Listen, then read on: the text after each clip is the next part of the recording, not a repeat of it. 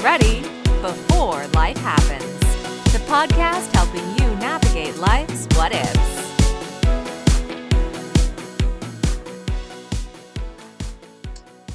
What if the most important time to teach financial literacy is long before someone gets their first paycheck? Welcome to Get Ready Before Life Happens. My guest today is Dr. Bilal Pandow. Bilal, welcome to the podcast. Thank you, Tony, for inviting me. It is wonderful. The moment I saw your message on LinkedIn, and it was really heartening to see that people around. It's not only me that who's basically interested in such kind of the topics. It's somebody else also. There are lots of people out there who are doing stuff that's what I'm interested in. So it was really a pleasant surprise for me to hear from you. Yeah, thank you for having me. Yeah, well, thanks for connecting and coming on the show. And, I haven't been doing this with guests where I should be doing this when I have guests on from around the world, is you're coming to us from Bahrain. And so I think that highlights that this is a global issue, not just a local issue to wherever people are listening and watching this show from. Yeah. So basically, I'm born and brought up in a place called Kashmir. I don't know whether you have heard about it. And I'm from Indian side Yeah. of the Kashmir. And I have had all my education and even my work. After finishing my PhD, I have worked there in university. And then I moved to Middle East. I've served in Oman. Now I'm here from almost like over 3 years now in Bahrain. So I'm working here in a university where I'm teaching bachelor's and master's programming, and mostly the courses that I teach is in finance. Yeah. So that's a little bit about me. Yeah, well, that's interesting, and we're going to get into this, of course. But during our initial conversation, I majored in finance, and you and I compared some of the issues, and that's going to be a good part of the show. So I won't jump into that right now. However, Okay. tell us a little bit about yourself. When did you realize that financial literacy needs to start much earlier in life, or how did that idea come to you? Interesting, actually, Tony. My interest in financial literacy grew from the seeing how many people, including university students and even adults, struggled with basic money concepts, despite being highly educated in other areas. And that made me clear that the financial capability is not something people naturally absorb later in life, and it needs to be built earlier, deliberately, and consistently. Over the time, my work shifted towards the idea of financial literacy should begin in childhood when attitudes and habits around the money are first formed. That's where I started. And I think that's really important is, that they say that so many of our things are set, but by age 7 or 8. So it's amazing that it's much earlier than we think. Absolutely. That's the idea of at 7, I'll say at the age of the 4 even to start with. I have started experimenting the whole project at my home first. So my daughter, Hoor Fatima, who started like at the age of 4, I started with her with the terminologies. When you were in school, I was in school, and even now when our kids are in school, they're being taught like A for apple, B for boy, and other stuff like that. And that's where I started saying, okay, if we can teach them if is apple, although they don't understand the difference between the apple and the pear, and they hardly make out what does apple mean or anything else. But what goes into this, the purpose is to teach them the language. And that's how I started with saying, like, let me teach them if is accounting, B is bank, C is currency. So, although they'll not be able to understand the differences and they'll not be able to understand the deeper meaning behind that, but what goes into their minds is subconscious mind, it fits into their subconscious mind. And when later on in their lives, when they move on and then they really see bank and other stuff, so they can actually recollect that they had actually learned about it. The terms are already in the backdrop. So that sits in their subconscious mind. So yeah, the earlier, the better. Yeah, I think that's an important point is that that a lot of this gets absorbed into our subconscious, and we don't realize that our money patterns and the decisions we make is, I spent the bulk of my career consulting to financial planners and attorneys and going through that. And as you point out, it's not a matter of education or intelligence or anything. People just have these set ideas about their money that are deep in Correct. their subconscious. Yes, absolutely correct. True, true, true, true. So I agree with you. So, I mean, it has, I mean, not much to do with like, I'll tell you something about what surprised me most was that even the students who were studying finance academically often understood theory better than the practice. So they Mhm. could discuss markets, models, technical concepts, but many still found everyday money decisions challenging. And that showed me there is a gap between the formal finance education and the real financial capabilities. And that's ironic, but the fact. Yeah, I think that is such an important point is, and that's something you and I talked about as well, is, I was a finance major. I learned about investments. I learned about marketing. I learned about economics. I learned about accounting. But the one thing I didn't learn about was credit cards and managing debt. And I charged up quite a bit of Yeah, credit card debt. even the like the small financial behavior. So it needs to be developed and inculcated right from the earlier stage of the life. So that's what is missing. So when it comes to the financial decision making, we are not able to make the financially prudent financial decisions. So that's where even the education does not matter much. But if you consistently do it with the children, small ages, so that the financial behavior gets into that fits into. Yeah, I agree with you completely. Is that, that early age is, that's when we can help kids make a difference. So, how do those early experiences with money really shape the way people think about it later in life? Such an interesting question. Early experiences shape whether money feels like something empowering, stressful, or scarce, or manageable. So children often learn money attitude by observing parents, Mhm. hearing conversation at home, seeing how financial decisions are made. Those early impressions can stay with them for life and influence savings, spendings, the way they are doing spendings, borrowings, and confidence as well. So that's something very important that one need to learn. Yeah, and I think that's important is because some of our, impressions are from our parents, our environment. If our parents argued about money, then we tend to think that money True. is a taboo subject that we don't want to talk about with our spouse because it's like Yeah. our partner. So we have to basically normalize these talks, maybe at our dinner table or maybe once in a week, where we engage even kids in those talks. So don't make it stressful for them, but make it more engaging for them, where we basically involve them, talk about them, not making it money talks like a taboos. Yeah, and I think it's really important, as you point out, is to include the kids because not only is it financial literacy, is it, it just, as you point out, it normalizes that it's okay to talk about money. Yeah. And involving the kids is a powerful learning experience. And also, it can avoid some of those things like, hey, I want to buy this, I want to buy that. If the kids have an Mm, idea, true. that money is not unlimited, or at least money Mm, is not unlimited for most of us. true, true, true, true, true. Yeah. They may not want those Air Jordans every time. So, Yeah, absolutely correct. Yeah, I mean,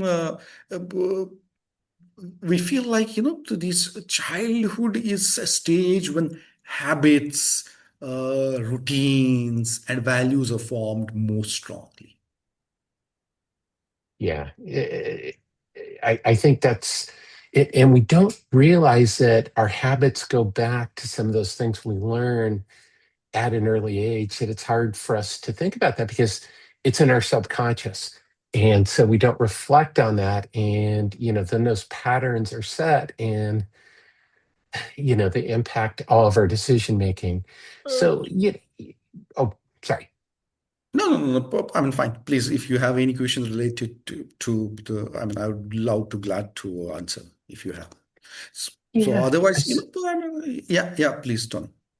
Oh, that's okay. So, what I was going to ask is then, how can people start to get in touch with themselves? Maybe not in touch with themselves is not the right word, but how can people start to explore these habits and things in their subconscious? Is that a matter of education? Is it a matter of something else?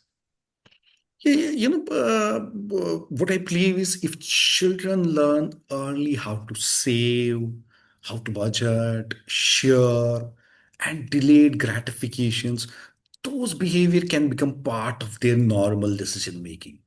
Mhm. And it's much easier to grow healthy money habits earlier than to correct harmful ones later. So that's something that we need to be really, as parents or those who have kids who are at the age of 5, 4, 3, even 7, 10. They need to start having those conversations with them. They need to have inculcate those healthy money habits earlier. Otherwise, it's like for you and me, it's really very hard for now to have changes in the financial behavior towards money. So that's something that we need. That as parents, they need to start build those money habits early on in their lives. So, so when you're working with your college students, do you incorporate some of these financial literacy lessons to help them, grow or reshape how they're thinking about money? I mean, at our level, where I'm teaching bachelor's and master's students, we have course. I told you like different courses on finances. I teach them, but it's really very hard for me as an academician right now uh, to build that behavior. So that behavior needs to be built at very earlier stages where the family is involved. It's not basically the academics only where we kind of build those behavior. It's basically it takes a whole village to raise the kid. So similarly, it takes a whole bunch of existing structures in terms of family, the community, the schools where they're going and other things. So they then build up those behaviors. And for us, where we are having the students for bachelor's and master's program, we do, I mean, kind of give them the projects and make it real life experience for them where we teach them. So, uh, yeah, hopefully we are also trying to build their financial behavior through those projects, through engaging them in real life scenarios, providing them the real life scenarios, and they come up with this, the solutions, the options, other things. Yeah. And that's, I think one scenarios are very important. However, I really want to go back and emphasize what you said that people can't rely just on educators and schools to help their kids be financially illiterate. As you point out, it needs to happen all across the board. It needs to happen at communities, houses of worship, you know, parents need to be involved. It's not just one place. And it's never too late, in my mind, to become financially literate. However, again, Hmm. just to emphasize what we're talking about, the earlier the Yeah. better. Yeah, yeah. So, you can become financially literate even at the old age, like at any age, be it. But then to work on the financial behavior, it becomes really very difficult and hard. So that's why my whole this advocacy, the work that I'm doing is to start this financial literacy earlier, so as to build that financial behavior, so which will, I mean, kind of they can reap the benefits, I mean, later on their whole life. So that's the essence of my work. That's where I'm trying to focus on, and that's where I'm basically stressing, focusing on. Definitely. And it's such an important part of the spectrum, because as you say, it is harder to change when you're older because you do become a little set in your ways and you've been doing something for a long time and you have the subconscious mind and all those things that it does make it challenging. One of the things you talk about is it's storytelling. Why is storytelling such a powerful way to teach children about money? Yeah, I mean, again, I mean, it's a wonderful question. I mean, lots of people have asked me about it, and in fact, for my the second book which I've written about is Money Villa. So, where I've used the storytelling as a means to basically engage with the kids and give them the different financial literacy lessons. What I believe is storytelling makes abstract ideas concrete and memorable. So children connect more easily with characters, situations, and examples than with lectures or rules alone. So a good story can show consequences, it shows emotions, the choices, and the values in a way that makes financial lessons both understandable and relatable. So that's why this storytelling is a very, very powerful tool when it comes to especially the teachers, when it comes to especially to the children's. And that too when we are dealing with a subject or when we are dealing with a critical life skill such as money.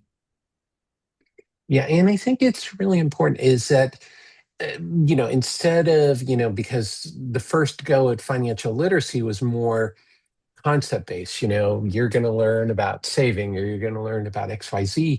However, that's not how people really learn is, as you mentioned, is they learn through scenarios or True. they learn through a story. Humans are storytellers, storytelling has been a part of humanity for pretty much recorded history. And Yeah. so it's so important. So, basically, when we talk about the finances, be it savings, budgeting, insurance, the profits, the losses, so these are all abstract ideas. So, we need to basically concretize them and make it memorable for them. And that you can do it by means of storytelling. So, where you don't actually tell them rules alone. So you're basically building the situations, the characters around it, give them the examples, the scenarios, and tell them about the what can be the consequences if this doesn't happen, what will happen.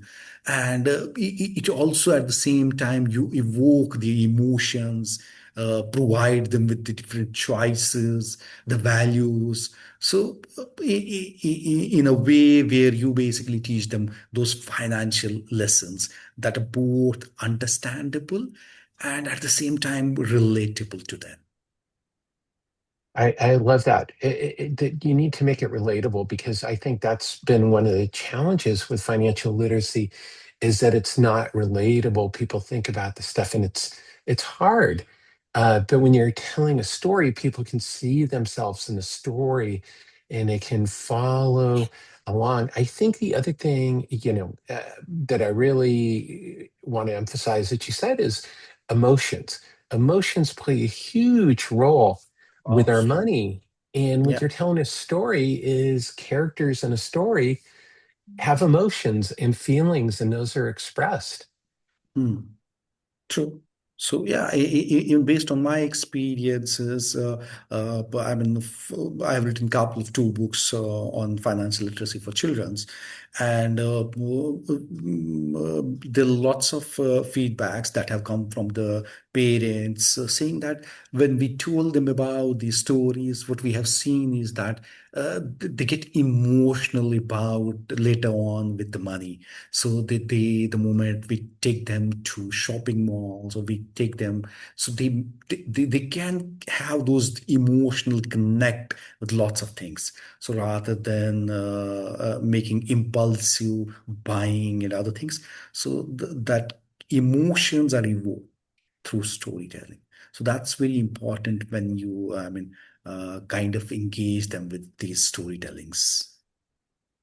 Yeah, I think that's really important is to recognize that because as you mentioned, impulse buying is like one of the biggest destroyers of True. our personal finances. And Yeah. most people don't realize even that they're doing the impulse buying. And then unfortunately, marketing is just all about getting you to do impulse buying. True, and even that, like what it's like the delayed gratification part of it. So we need to, I mean, develop that habit earlier so that they kind of build on that. So delayed gratifications has to be there. So a part of the whole journey, financial journey for them. Yeah, and that's really important is that it can be hard to think about delayed gratification. We see that with young people where, if you start saving for your financial independence, retirement at age 20, you don't need a lot of money because of Yeah, the, time absolutely. and Yeah. compound interest. However, Yeah, so when you're that takes care 20, of your retirement, that gives you the financial empowerment and the freedom earlier in life. So rather than getting into that, like even at even 50s or later 60s, people don't have even the enough to sustain themselves, where it's hard for them to even earn or then go out for work on daily basis. So it becomes really very hard for them to move on basically live their lives, manage their day-to-day expenses, livings. yeah, 100%. So, what can parents and educators do today to start building stronger, healthy money habits with the kids, either that they're teaching or their own kids? What advice would you give them? Parents and educators can begin with simple, age-appropriate conversations. For example, about savings, spendings, or needs versus wants, and Hmm. planning ahead. So they can use everyday situations, shopping, when they take the kids to shopping, give them choices, and allowances, provide them allowances for the small chores at home or maybe even outside as well.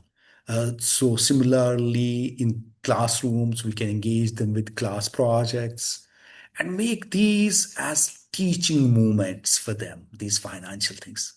So the key over here, I would like to emphasize over here is the key is consistency and not complexity. So you have to have consistency and don't make these financial concepts complex to offer them.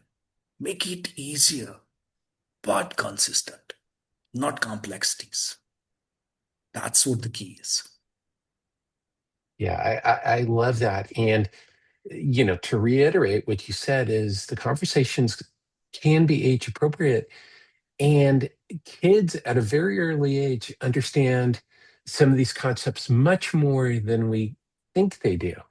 True. And so you can start doing it. And as you point out, it doesn't have to be incredibly complex. It can be like put some money aside from your allowance, to get those shoes you want or that new toy.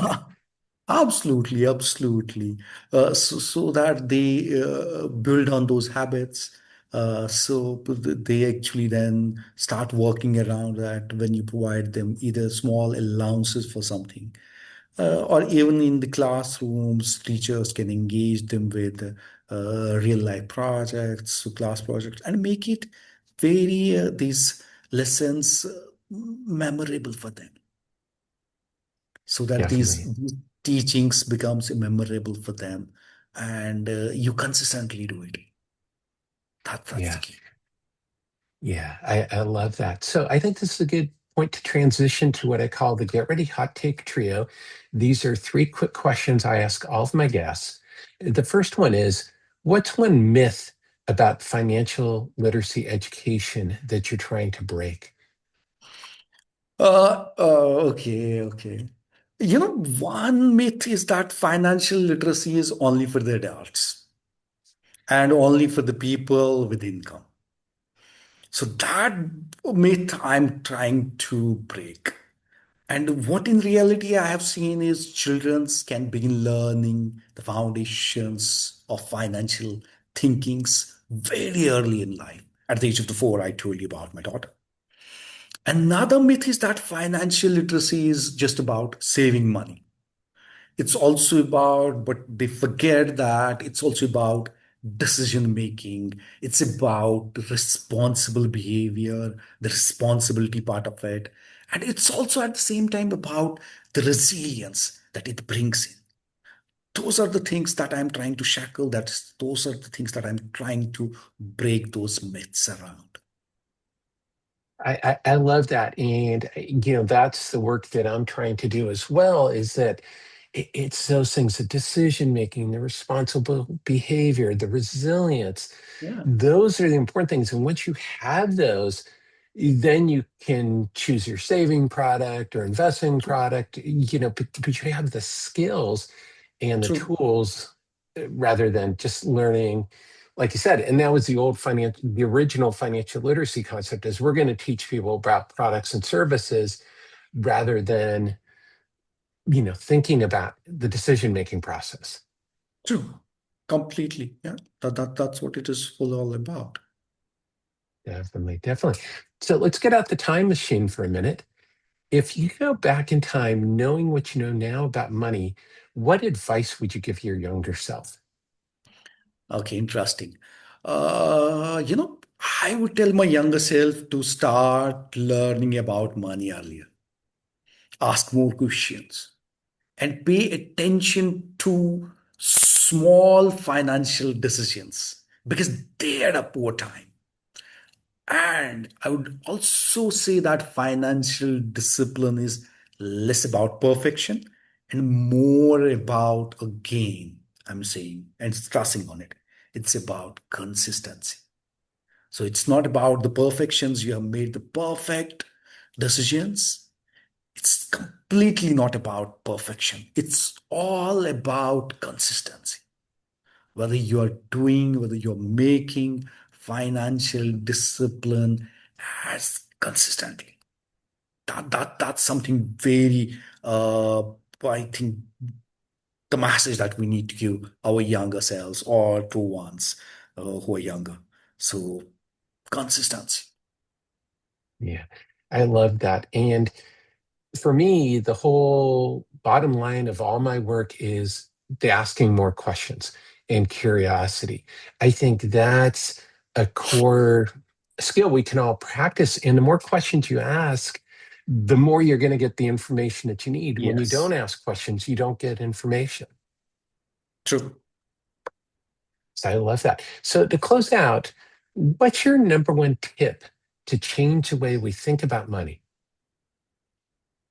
It would be start talking about money openly and early. Again, I'm stressing openly, but early. When money becomes part of everyday learnings, children's and adults alike begin to see it as a tool for planning and well-being rather than a source of fear or even confusion at times. So those are some things that we need to. That's something that I, as a tip, I would like to give it to everybody out there. Especially, I'm again stressing for parents, for educators. Fantastic. Yeah, I love that. That's wonderful advice. So, Bilal, thanks for coming on the podcast. Where can people learn more about you and your work and pick up a copy of your books for their kids? Thank you, Tony, for doing that. That's something that's interesting, and that's something very easy. So people can learn about my work through my LinkedIn profile, which I'll be sharing with you, by following my publications, the editorial projects that I have had in my during my tenure in academics, and right now also the academic collaborations that I'm having right now, and my focus remains on financial literacy, financial inclusion, and practical education that helps people make stronger life decisions. I love that. And for everybody who's watching and listening, if you have access to the show notes, there'll be links to Bilal's work, his books, and to his LinkedIn profile in the show notes. So you can go to the show notes there to find the links. So Bilal, thanks again for joining us on Get Ready Before Life Happens. Thank you so much, Tony, for having me. It was really wonderful to have the conversation, especially during the times, these challenging times, when everything seems depressing. Especially, I'm based in Bahrain. Everything is discipline, really depressing. But thank you for this lovely, wonderful conversation. It's bringing back life to me, and it was really, honestly, I enjoyed talking to you. Thank you so much for Fantastic. having me. Well, I really appreciate it because, as I mentioned, and, that it's guests like you who make this show happen. So I really appreciate your time. And thank you, everyone, as always, for tuning into this episode of Get Ready Before Life Happens. If this episode changed the way you think about money, please be sure to share it with a friend and to subscribe. You can also join the Get Ready movement at my website, tonystewart.com, to receive my newsletter. And if you want to support the Get Ready movement, you can do that at buymeacoffee.com/Tony Stewart. Because when life happens, the way you think about money matters.